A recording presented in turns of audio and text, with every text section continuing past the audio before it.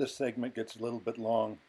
I'm sure you've all noticed that mid-range by now was poked in by a little finger. I think John, when he was 4 or 5, probably did that. Fun thing to do when it's just about your height. Anyway, it did not affect the performance of the speaker one bit that I can tell.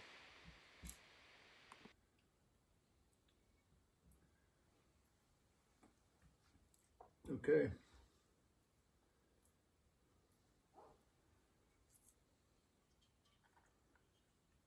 Some of that foam surround that's coming out of there.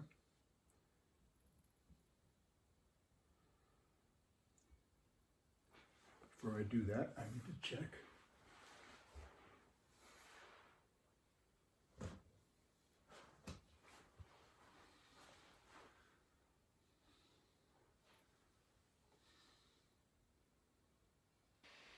I was being very careful at this point to make sure that I hooked up the positive and negative to the right sides.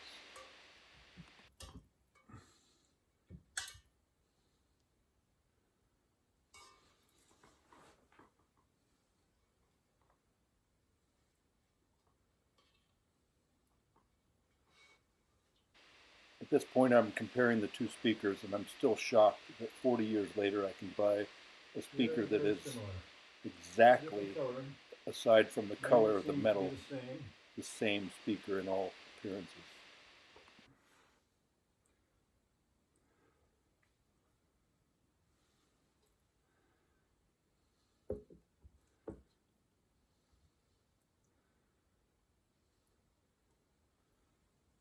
Red is on the right, just like before.